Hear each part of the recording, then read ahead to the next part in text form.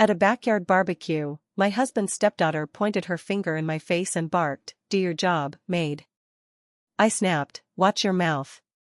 My husband rushed over, slapped me, and yelled, "You're nothing but a poor freeloader. Get out of my house." I didn't say a word. I quietly packed my things and left. The next morning, he called me in a panic. For the first time in my life, I heard my husband crying. "My name is Claire Whitmore, and for 10 years, I was married to a man who believed a house belonged to whoever spoke the loudest inside it." My husband, Grant Whitmore, owned Whitmore Home Solutions, a mid-sized HVAC and plumbing company outside Nashville. If you asked him, he built that business from the ground up with grit, charm, and an old Ford pickup that had more rust than paint when he started. That was the story he liked to tell at barbecues, Rotary Club breakfasts, and church fundraiser dinners, usually with one hand wrapped around a glass of bourbon and the other resting on my shoulder like I was part of the furniture. People loved Grant. He had that easy American confidence some men wear, like a leather jacket, weathered, familiar, just dangerous enough to make strangers trust him. He remembered names, slapped backs, bought rounds, donated to little league teams, and could sell a nervous homeowner a new air unit before the sweet tea got warm. I was quieter, not shy exactly, but careful. I listened before I spoke. I read contracts before anyone signed them. I remembered which technician had a sick mother, which customer hated being called before noon, which supplier would extend us 3 days if I asked politely, and which one needed everything in writing. Grant called that office stuff, as if the office was a junk drawer where small things disappeared. But small things keep a life from collapsing. When I first married him, his company had 12 employees, 2 trucks, a part-time bookkeeper, and a stack of unpaid invoices in a shoebox under his desk. By our 10th anniversary, we had 38 employees, 6 service vans, a commercial maintenance contract with 3 hospital clinics, and enough steady cash flow that Grant started calling himself a local business leader. He wore that phrase like a crown. I had no title. At first, I helped because I loved him. Then, I helped because the business needed me. Eventually, I helped because if I stopped, payroll might not run, insurance might lapse, licensing renewals might be missed, or some desperate customer might call on a freezing January night and find nobody on the other end who knew what to do. Grant never asked me to quit my job as an office manager at a dental practice. He just kept saying, "Baby, I need you this week," until 1 week turned into a decade. His daughter, Madison, was 6 when I met her. She had skinny legs, big brown eyes, and a habit of sleeping with one fist closed around the sleeve of my pajama shirt after her mother dropped her off late on Friday nights. Back then, she called me Miss Claire, and I never pushed for more. I braided her hair badly, packed lunches she sometimes forgot in the car, sat through rainy soccer games, and learned which dinosaur chicken nuggets she considered acceptable, and which ones were, in her words, fake nuggets. For a long time, I thought love could grow quietly enough that nobody would feel threatened by it. I was wrong. As Madison got older, Grant changed the story of our household. Not all at once. That would have been too easy to notice. It happened in jokes, little corrections, throwaway lines he said with a smile. "Claire likes to stay busy. Don't worry, she runs the paperwork. She's good with the boring stuff."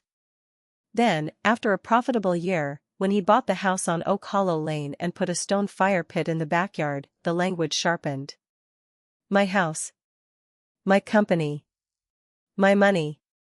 At first, I told myself he did not mean it that way. Men like Grant loved the sound of ownership. Maybe it made him feel safe. But the words soaked into the walls. They soaked into Madison, too. By 16, she had become beautiful in a hard, polished way with expensive highlights, acrylic nails, and the kind of teenage confidence that came from knowing her father would blame anyone but her. She no longer asked me for help. She demanded it. She left dishes on the counter and laundry in the hallway, then rolled her eyes when I reminded her she was old enough to clean up after herself. Grant always laughed. "She's a kid, Claire. She's under pressure. Don't be so sensitive."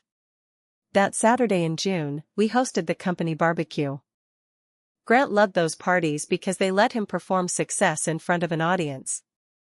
The backyard was strung with cafe lights, the smoker had been running since dawn, and folding tables lined the patio under red, white, and blue cloths, even though the 4th of July was still 2 weeks away. Employees came with spouses and kids. Neighbors drifted in. Grant's golf buddies stood near the cooler pretending not to compare trucks. I had been on my feet since 6 o'clock that morning. I marinated chicken, chopped slaw, refilled ice, found sunscreen for a technician's toddler, and changed the propane tank after Grant discovered it was empty and announced, "Claire's got it," without looking at me. Around 4 o'clock, Madison came outside with 2 of her friends. They were dressed like they had wandered into the wrong event. White crop tops, denim shorts, sunglasses pushed into their hair. Madison looked at the food table, then at me. "Where are the gluten-free buns?" I wiped my hands on a towel. "In the kitchen pantry, second shelf, you can grab them." She blinked at me like I had spoken in another language. "I'm not going inside. My friends are here." "Then your friends can wait 30 seconds. Her cheeks flushed, not from embarrassment, but from the insult of being expected to do something herself. A few people nearby went quiet. Grant was across the yard holding court by the smoker, laughing too loudly at something his buddy had said. Madison took a step closer. She pointed her finger in my face the way she had seen her father point at subcontractors when he wanted them to feel small. "Do your job, maid." The whole backyard seemed to inhale. For 1 second, I saw the little girl who used to fall asleep against me during thunderstorms. Then I saw the young woman standing in front of me, cruel because she had been taught that cruelty was power. I heard my own voice come out low and sharp. "Watch your mouth." Madison's face twisted. "Dad." Grant was there before I could take another breath. He did not ask what happened. He did not look at my face. He did not look at the finger still hanging in the air between us. He just raised his hand and slapped me.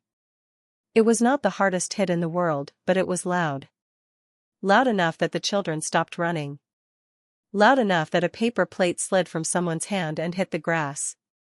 Loud enough that whatever was left of my marriage cracked open in front of everyone. Grant's eyes were wild, but not with guilt, with anger that I had embarrassed him. "You're nothing but a poor freeloader," he shouted. "You hear me? You live in my house, eat my food, spend my money, and now you think you can disrespect my daughter? Get out. Get out of my house." No one moved. I touched my cheek. It was hot beneath my fingers. For years I had imagined what I would do if Grant finally crossed a line that could not be uncrossed. I thought I might scream. I thought I might cry. I thought I might tell everyone what I had done for that company, that house, that child. But when the moment came, something inside me went perfectly still. I looked at Madison. Her mouth was open now, and for the first time that afternoon, she looked scared. Then I looked at Grant. "All right," I said. That was all. I walked past him, through the sliding glass door, into the house I had decorated room by room, paycheck by paycheck, season by season. The kitchen smelled like smoke and lemon cleaner. A tray of deviled eggs sat on the island, untouched. My purse hung on the chair where I always left it. Upstairs, I took one suitcase from the closet and packed like a woman leaving a hotel, not a marriage. Jeans, blouses, medication, phone charger, my mother's pearl earrings, the folder with my birth certificate, passport, and old tax records, my laptop from the desk. A framed photo of Madison at 8 years old, holding a lopsided birthday cake we had baked together, stayed behind. I did not take Grant's money. I did not take company files. I did not take revenge. When I came downstairs, the backyard was still quiet. Through the glass, I could see Grant pacing, one hand on his hip, his face red with the effort of pretending he was in control. Madison stood near the food table, arms folded tight across her chest. I placed my house key on the kitchen island. Then I walked out the front door. My friend Diane lived 20 minutes away in a small brick ranch with hydrangeas along the porch, and a guest room she had been telling me to use for 3 years. When she opened the door and saw my face, she did not ask a single question. She just stepped aside and said, "Come in, honey." That night, I turned my phone to silent and laid it face down on the nightstand. For the first time in years, I did not check the payroll calendar. I did not answer a vendor email. I did not remind Grant about Monday's inspection or the insurance certificate due by noon. I simply closed my eyes and let the house I had held together stand on its own. I woke up before sunrise out of habit, my body still convinced it needed to beat everyone else to the day. For a few seconds, staring at the unfamiliar ceiling in Diane's guest room, I reached toward the nightstand expecting to see my planner, my reading glasses, and the legal pad where I kept the company's weekly priorities. Instead, there was only my phone, face down, silent. I left it that way. From the kitchen downstairs came the smell of fresh coffee and buttered toast. Diane had already let her golden retriever into the backyard, and country music played softly from an old radio on the windowsill. She looked up when I walked in. "You sleep at all?" "A little." She slid a mug toward me without another question. Some friendships earn the right to silence. Diane and I had worked together years earlier before I married Grant. She knew enough about my marriage to recognize that if I had actually walked away, something irreversible had happened. After a while, she finally asked, "You planning to go back?" I looked out her kitchen window. "I honestly don't know." She nodded once. "Then don't decide today." That might have been the wisest thing anyone had said to me in years. At 7:42 a.m., my phone vibrated for the first time. "Grant." I didn't answer. A minute later, another call came. Then another. Then a text. "Where are the payroll files?" I stared at the screen for several seconds before locking it again. The payroll files weren't missing. They had never been mine. They belonged to the company. They were exactly where they had always been. What Grant didn't know was how to access them because he had never cared to learn. By 8 o'clock, another message appeared. "Claire, call me." No apology. No concern. Just another problem to solve. I put the phone back on the table and finished my coffee. Diane watched me carefully. "You going to answer?" "No." "What if it's important?" I smiled sadly. Everything was always important. That was the problem. For 10 years, every emergency had somehow become my emergency. A technician locked out of a supply warehouse. A customer threatening legal action. A bank asking for documentation. Grant forgetting to renew a license. Madison needing a permission slip signed before school. Everyone had learned the same lesson. Call Claire. Claire will fix it. Around 8:30, my phone lit up again. This time it wasn't Grant. It was Melissa, our payroll coordinator. I hesitated before answering. "Hi, Melissa." Her voice sounded relieved. "Oh, thank God. Claire, where are you?" "I'm taking a personal day." There was a pause. Then she lowered her voice. "Grant can't get into payroll." I closed my eyes. "He has administrator access." "I know. He just has to log into the portal." "He says he doesn't know which portal." Of course he didn't. For years, he had proudly told people he stayed away from computer nonsense. He thought that made him sound like a hands-on businessman. It actually meant someone else quietly handled everything that kept 38 families paid on time. Melissa spoke again. "Should I walk him through it?" "You work for the company, Melissa. Does he need his payroll approved?" "Yes." "Then follow company policy." Another pause. "You mean?" "I mean exactly what I said." She understood. She wasn't asking me because she couldn't help. She was asking because everyone was used to me making difficult situations disappear before anyone noticed them. After we hung up, I felt strangely calm. Not victorious. Not angry. Just free. At 9:07 another call. This time from Linda at First State Bank. I almost laughed. Grant had forgotten there was a quarterly credit review scheduled that morning. Not because he wasn't told.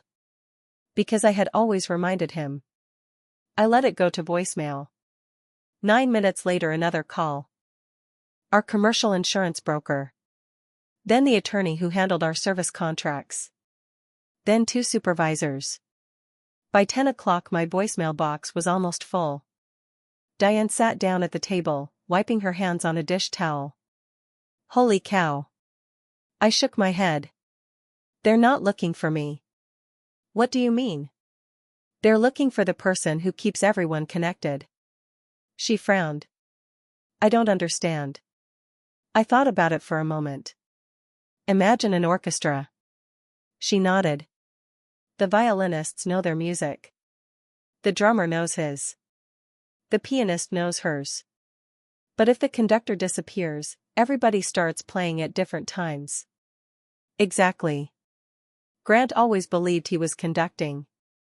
The truth was he'd been giving speeches from the stage while someone else quietly kept everyone together. Around 11 o'clock Melissa texted me again.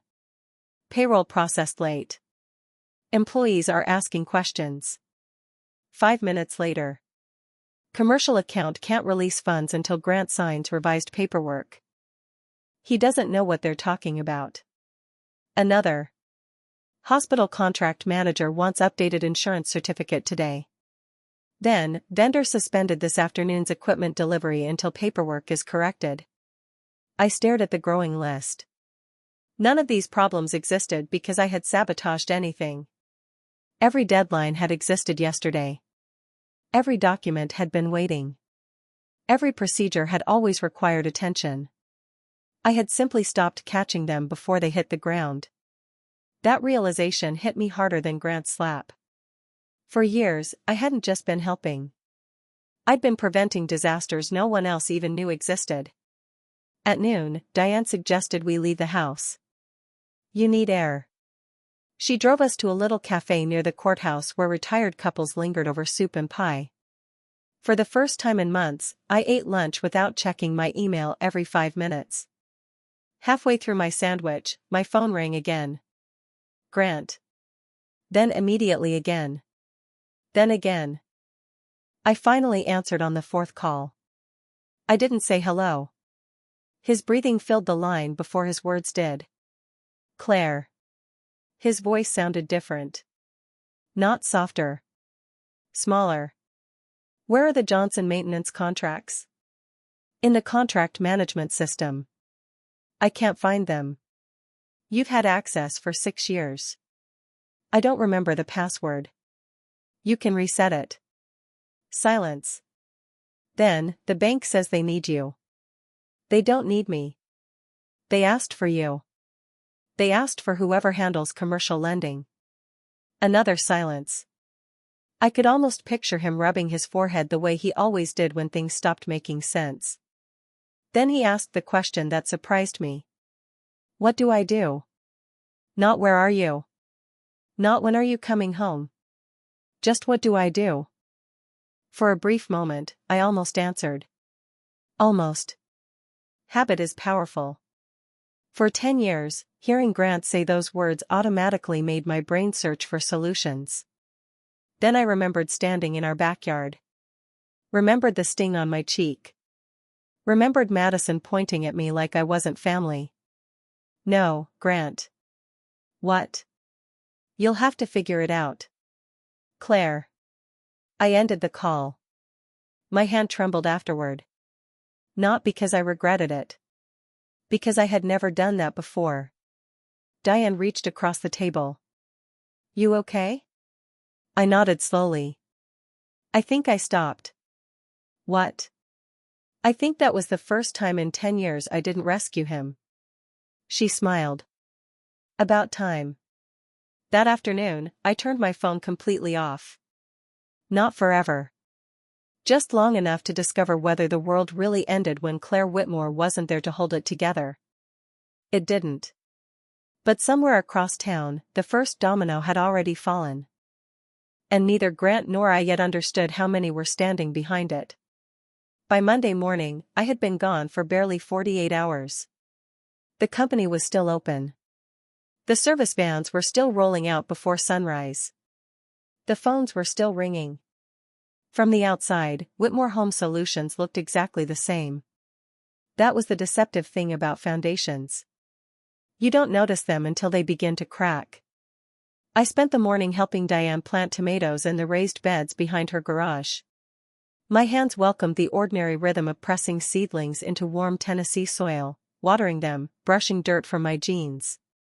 For the first time in years, nobody interrupted me every 10 minutes with a problem that somehow belonged to me. At 11 o'clock, I turned my phone back on. It exploded with notifications. 32 missed calls, 57 text messages, 9 voicemails. I ignored Grant's messages first. Instead, I opened one from Melissa. "Can we meet?" "Just for coffee, off the clock." I answered with a simple yes. An hour later, we sat in a quiet coffee shop downtown. The kind where college students worked on laptops and retirees solved crossword puzzles by the window. Melissa looked exhausted. "I wasn't sure you'd come." "I almost didn't." She wrapped both hands around her coffee cup. "The office feels different." "How?" She searched for the right word. Like everyone suddenly realized how much they don't know. I didn't answer. She continued. "Grant keeps asking where everything is. It hasn't moved." "I know. He keeps saying the systems are too complicated." "They're not." "They're not," she admitted. "They're organized exactly the way you built them." I smiled faintly. "I built them so anyone could follow them." She looked at me for several long seconds. "That's the thing." "What?" "They can." I frowned. "What do you mean?" "Everyone knows their own part. The payroll process. The dispatch schedule. The maintenance renewals. The licensing calendar. We all know our own jobs." She hesitated. "But nobody knows how all of it connects." That sentence stayed with me. Because she was right. I had never tried to become indispensable. Quite the opposite. Every spreadsheet, every checklist, every calendar reminder existed because I wanted the company to survive without depending on one person. But there was one thing I had never managed to delegate. Judgment. When 2 deadlines collided. When a technician called in sick. When a customer threatened to cancel. When the bank wanted additional documentation while payroll had to clear before noon. Someone had to decide what mattered first. That wasn't written in any manual. Melissa sighed. Yesterday Grant spent 45 minutes yelling because dispatch couldn't find an invoice. It was in the cloud. I know. He was searching the filing cabinets. I couldn't help laughing. Not because it was funny. Because it was painfully predictable. Grant always believed the solution to confusion was volume. If something didn't work, he spoke louder. If someone disagreed, he spoke harder. He had spent years believing competence could replace competence. Melissa stirred her coffee absent-mindedly. "The technicians are nervous." "Why?" "They've never seen him like this." "What do you mean?" "He isn't leading." She lowered her voice. "He's reacting." That was a dangerous difference. Leaders make decisions before panic spreads. People in panic chase one emergency after another until everything feels urgent. Grant had entered that second stage. Before we left, Melissa reached into her purse and slid a folded piece of paper across the table. "I probably shouldn't give you this." "What is it?" "A list." I unfolded it. Every item represented something that had gone wrong since Saturday. The regional hospital clinic group had delayed their maintenance payment because our insurance certificate had expired on Friday, a renewal I usually processed 3 weeks in advance. The truck parts supplier had withheld our weekly shipment of copper tubing because our primary business credit card was declined. Grant had forgotten to transfer funds from the secondary reserve account. Worse, 3 separate residential customers had left scorching reviews online because dispatch had double-booked emergency service slots, leaving elderly homeowners waiting in the summer heat without cooling. I stared at the wrinkled paper in my hands. The ink seemed heavy, filled with the collective anxiety of an entire office that had suddenly lost its balancing mechanism. "He's trying to run the morning meetings himself now," Melissa added quietly, her fingers tracing the rim of her porcelain cup. "He stands by the whiteboard, but instead of giving clear directions, he just keeps telling the guys to work faster and stop complaining." 2 of our best senior technicians, Marcus and Dave, looked like they wanted to walk out right then and there. "They've been with us since the shoebox days, Claire. They know when a boat is steady and when it's taking on water." I carefully folded the paper back up and slipped it into my pocket. "Thank you for showing me this, Melissa. But it's his boat now." When I returned to Diane's house, the afternoon sun was casting long, heavy shadows across the grass. I sat on the porch swing, watching a family of blue jays dart back and forth between the maple trees. My phone sat beside me on the wooden slats, silent but heavy with potential energy. I knew what Grant was doing. He was likely pacing his large office, surrounded by the expensive leather furniture he bought to look successful, looking at screens that held information he couldn't decipher. He was discovering that the company wasn't just a machine that spat out money, it was an intricate web of human agreements, small deadlines, and constant attention. At exactly 4:15 p.m., the phone rang again. It wasn't the office line or a hidden number. It was Grant's cell. I answered it on the second ring, my voice cool and even. "Yes, Grant." There was no shouting this time. No booming voice trying to dominate the space between us. Instead, I heard the distinct sound of absolute exhaustion. The background was quiet, he wasn't in the bustling bullpen or out on a job site. He was alone. "Claire," he said, and for the very first time in our 10-year marriage, his voice cracked completely. It wasn't the angry bark from the barbecue or the demanding tone from the morning texts. It was the sound of a man who had climbed to the top of his mountain only to find the ground crumbling beneath his boots. "Claire, please. The bank just called again. They're freezing the operational line until the quarterly audit signatures are submitted. I don't know where the corporate tax authorization letter from April is filed. Linda said if it isn't uploaded by 5 o'clock, the morning supply orders won't clear." I leaned my head back against the porch wall, listening to the rhythmic creak of the swing. The sun felt warm against my skin, a stark contrast to the cold panic bleeding through the phone line. "It's in the secure vault drawer in the main office closet, Grant. The combination is the date we opened the commercial account." I tried that, he choked out, and I could hear the actual tears catching in his throat now, heavy and desperate. "I tried the numbers, but the lock won't turn. Everything is locked up, Claire. The guys are asking about their overtime hours from last week. The clinic manager is threatening to cancel the entire contract because the emergency response window was missed, and Madison won't even come out of her room. She's crying because she says everyone at the party is talking about what happened." He took a ragged breath, the sound of a proud man completely breaking down. "I can't fix this. I don't know how to fix any of this without you. Please tell me what to do." I listened to him weep softly into the receiver, the local business leader, the man who built it all from the ground up, the man who told me I was nothing but a poor freeloader inside the house I had spent a decade turning into a home. The sting on my cheek had faded into a dull memory, but the clarity it brought remained perfectly sharp. I looked down at my hands, clean from the garden soil, free of the daily ink stains from invoices and ledger sheets.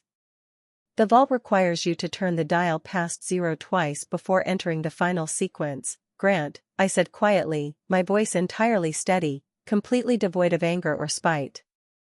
"You always forgot that part because I was always the one turning the key. Claire, just come home," he pleaded, his voice small, stripped of all the easy confidence he had worn for 30 years. "We can talk. We can fix the house, we can talk to Madison, I'll make everything right. Just come back to the office. I closed my eyes, feeling the gentle summer breeze move through the hydrangeas on Diane's porch. The orchestra was out of tune, the instruments were clashing, and the stage was entirely chaotic. But for the first time in 10 years, I realized that I didn't have to pick up the baton. I didn't have to save the performance. I stood up from the swing, holding the phone balanced lightly in my hand, looking out toward the open road beyond the driveway. "No, Grant," I said softly, the words feeling lighter than air as they left my lips. "You told me to get out of your house, and I did. Now you have to learn how to live in it." Commercial insurance renewal delayed. Hospital maintenance contract awaiting approval. Equipment supplier requesting updated purchase authorization. Vehicle registration missing documentation. Quarterly tax review postponed. 3 customer complaints. 2 scheduling conflicts. Emergency overtime approvals pending. None of them alone could destroy a business. Together, they formed a slow-moving avalanche. I handed the paper back to Melissa. "No." She blinked, the coffee shop's ambient noise fading into a tense hum between us. "What?" "I don't need it." I thought, "I know, but if I take that list, you'll start fixing it." I nodded, the clarity of my own boundary feeling like cold water on a sunburn. "And that's exactly what can't happen." Melissa looked down at the scratched wooden table, her thumb tracing the rim of her mug. "I think everyone expected you'd come back Monday." "So did Grant." "Are you?" I looked out the cafe window. Across the street, an older couple was walking hand in hand toward the courthouse square. They weren't in a hurry. They weren't arguing. They simply looked peaceful, existing in a world where no one was demanding their immediate compliance. I don't know. It was the truth. I wasn't staying away to punish Grant.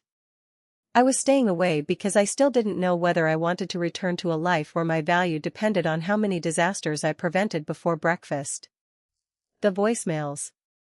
That afternoon, sitting in the deep shade of Diane's back porch, I finally listened to Grant's voicemails. The sequence was a textbook map of a proud man coming apart at the seams. The first one, left Sunday morning, was angry. "Claire, stop acting ridiculous and call me. This has gone far enough." The second, Sunday afternoon, was impatient. "The insurance people need information. They're threatening to hold the certificate. Call them." The third, Monday morning, sounded tired, the background noise of the office unusually chaotic. "I can't find the renewal folder." "The gray one. Where did you put it?" The fourth, Monday evening, was entirely different. "I talked to the hospital administrator today." His voice cracked slightly, a rare tear in his polished exterior. "They said they always worked things out with you." "They won't talk to me, Claire." "They said you handled the terms." A long silence followed, just the sound of his heavy breathing before the line cut. Then another message. "The bank asked for you." Another. "The attorney asked if you were coming back." Another. "The supplier said they trusted your judgment." Each voicemail peeled away another layer of certainty. Not because people preferred me out of affection, but because they had quietly built professional relationships with the person who consistently solved problems. Grant had always assumed those relationships belonged to the name on the side of the trucks. Now he was discovering they had trusted the work, not the title. The voice from the shop. Late Tuesday afternoon, another call came. This time it wasn't Grant or a desperate office clerk. It was Eric, our senior service technician. Eric had been with the company longer than Grant and I had been married. He was a man of few words, heavy boots, and absolute loyalty to the trade. He almost never called me outside business hours. "Hey, Claire." "Hi, Eric. I just wanted you to know." He stopped, the low rumble of his diesel truck idling in the background. "What?" "The guys miss you." "I miss them, too, Eric. It ain't just that." I waited, listening to the static on the line. You know what everybody's saying? No. They're saying this place feels mean now. His words caught me off guard. Mean? Yeah. Nobody's smiling. Everybody's walking on eggshells. He keeps blaming people. Marcus almost threw his keys at him this morning. I closed my eyes, leaning my head against the porch railing. Grant had always blamed outward before looking inward. When I was there, I quietly absorbed most of that frustration, filtering his temper before it reached the bullpen or the bays. Without realizing it, I hadn't only been managing operations. I'd been protecting people from the man who employed them. Eric cleared his throat, sounding slightly uncomfortable. I probably shouldn't be saying all this. You've earned the right, Eric. He chuckled sadly. You know why I stayed 15 years? Through the bad winters and the summers where we worked 80 hours a week? I figured it was because Grant paid well. Nah. The union shops down in Nashville pay $3 an hour more. So why? Because every time my wife got sick, you made sure I could leave early without losing my hours. Because when my truck broke down and I couldn't get to the job site, you loaned me yours. When my daughter got into Vanderbilt, you organized that surprise bonus out of the discretionary fund. I had forgotten half of those moments.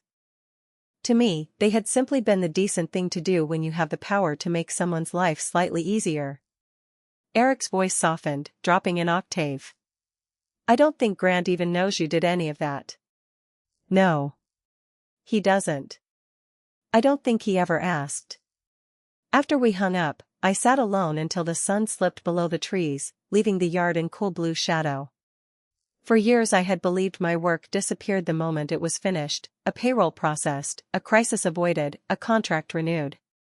Invisible work done by an invisible woman. But sitting there, I realized that kindness leaves records no spreadsheet can track.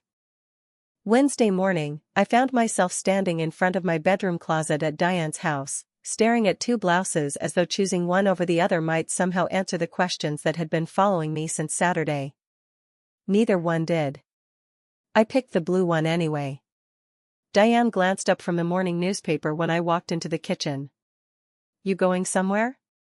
I have an appointment with my attorney. She smiled faintly, a warm, approving look. Good. I feel guilty, I admitted, setting my mug on the counter. You shouldn't. I know. But I do. She folded the newspaper carefully, her eyes locking onto mine. Claire, guilt is what decent people feel when they stop allowing themselves to be used. That sentence followed me all the way downtown. My attorney, Rachel Donovan, specialized in family law and commercial asset division. She had represented two women I knew through church, both of whom had spent years convincing themselves they were overreacting until their lives collapsed completely. Rachel didn't ask whether I wanted revenge. She didn't offer sympathy. She asked practical, cold questions that sounded like gravel turning under tires. Do you have copies of your financial records? Yes, on my personal drive. Were you paid as an employee? No. We filed jointly. The company accounts were integrated with our household assets. She looked over the rim of her reading glasses, her pen hovering over a yellow legal pad. For 10 years? I nodded. She sighed, a long, clinical sound. We'll talk about that. A court looks at corporate growth very differently when one partner provides full-time operational management without standard compensation. When the meeting ended, she handed me a thick manila folder. You don't have to make every decision today, Claire. But the paperwork is ready when you are. I'm not trying to destroy him, Rachel. I know. Then what am I trying to do? Rachel answered without hesitation, her voice steady and professional. You're trying to stop disappearing. The terms of credit. I drove away with those words echoing in my head. By the time I reached Diane's driveway, my phone was ringing again. This time it wasn't Grant. It was Frank Ellis. Frank owned Ellis Mechanical Supply, the largest distributor in the county. They had supplied Whitmore Home Solutions with every major commercial installation for nearly 15 years.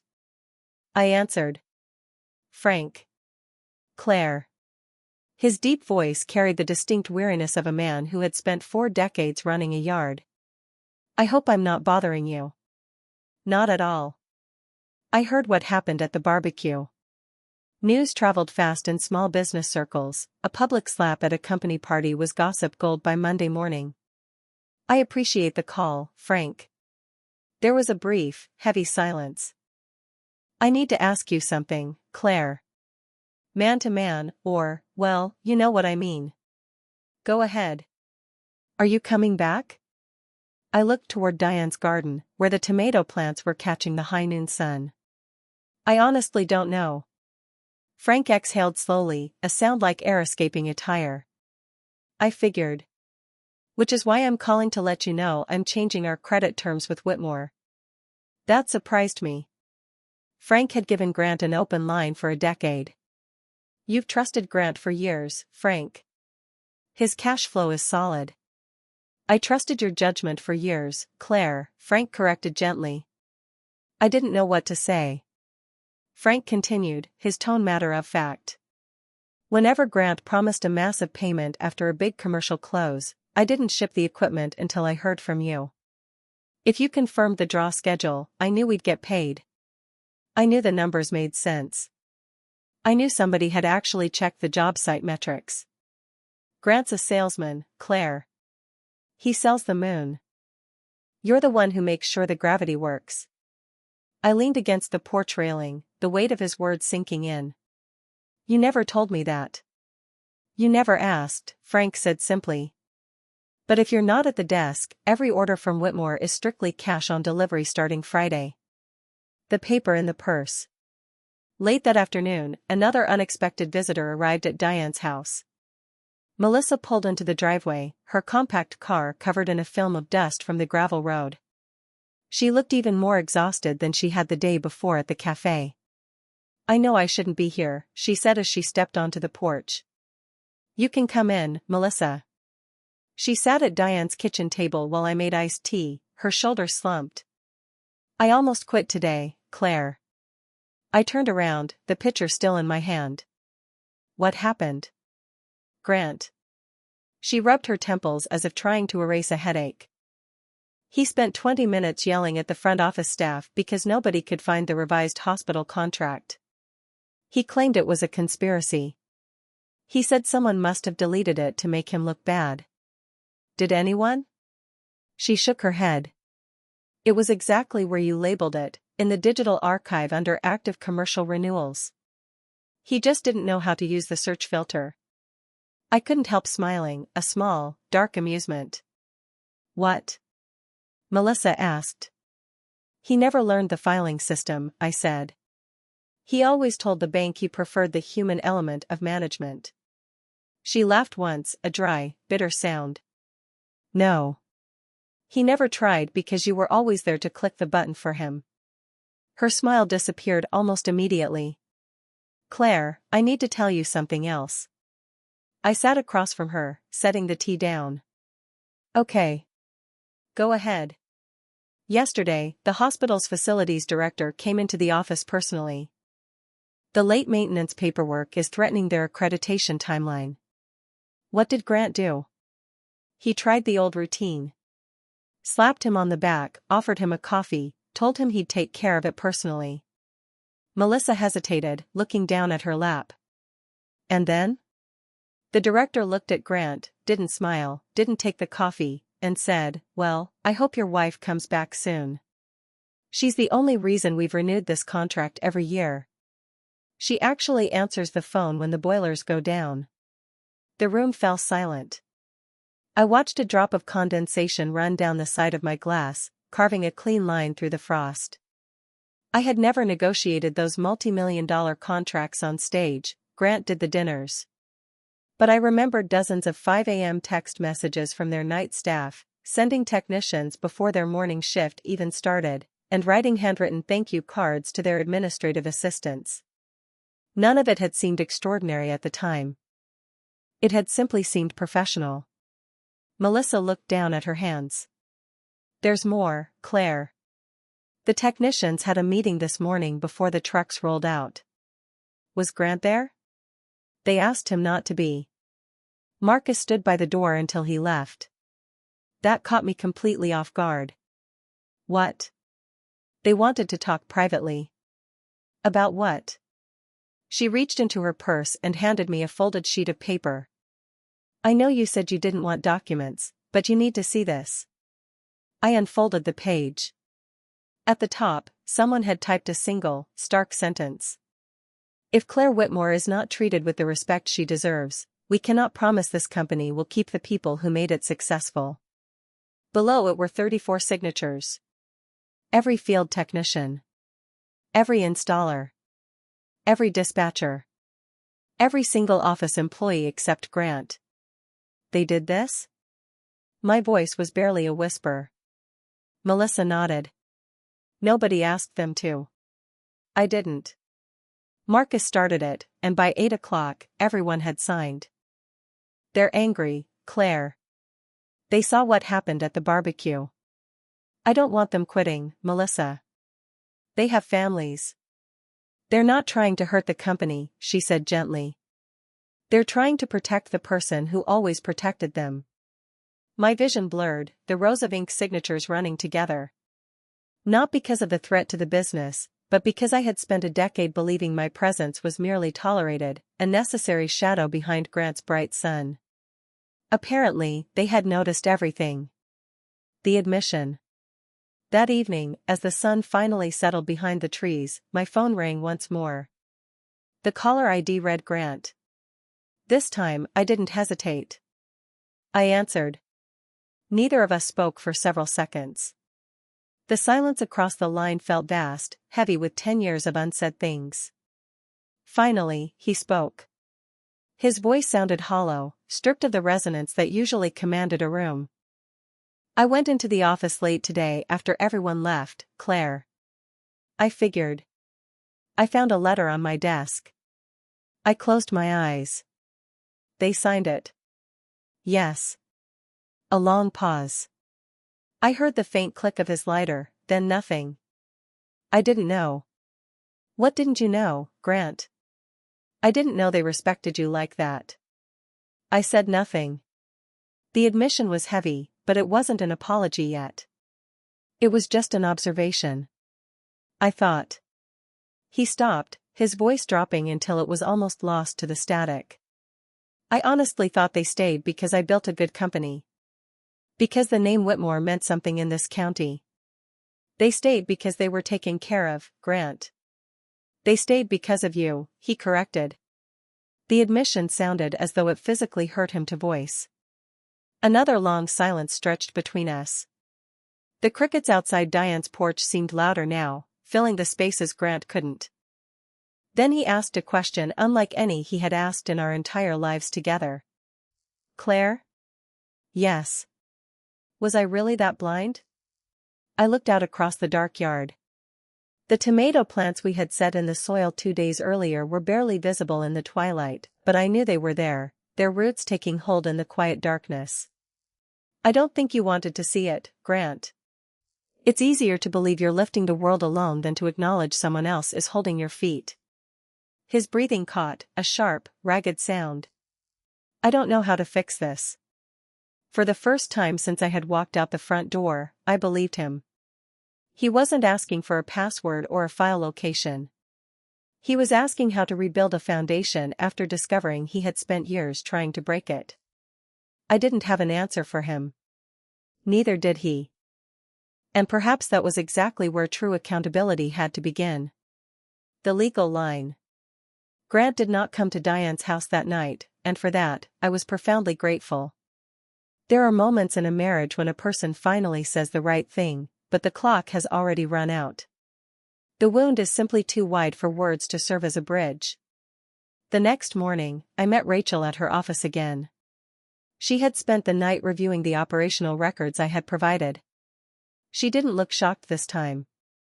She looked prepared, her desk arranged like a battlefield map. You have clear options, Claire, she said, tapping a finger on the manila folder. Under state law, your contribution to the corporation constitutes a significant equitable interest. We can file for a structural partition of assets. I don't want to ruin him, Rachel. I don't want the guys to lose their jobs. Rachel leaned back in her high-backed chair, her gaze steady and unblinking. Claire, divorce is not ruin. Accountability is not cruelty. Taking your lawful share of what you spent 10 years building is not revenge. I looked down at my hands. Then why does it feel like I'm punishing him? Because you spent 10 years believing his comfort was your personal responsibility. The words landed heavily in the quiet room. By noon, Rachel had filed the initial paperwork with the county court. There was no drama, no screaming match in a corridor, no secret fortune unearthed, just a legal line drawn where emotional boundaries had failed to hold. Grant was served at the office that afternoon. He called my phone once, 5 minutes later. I did not answer. Instead, I drove to a quiet walking trail by the river, sat on a wooden bench beneath a massive maple tree, and watched the brown water churn past. For the first time since Saturday, I let myself cry. Not because I missed the house on Oak Hollow Lane, but because I was finally grieving the woman I had allowed myself to become inside it.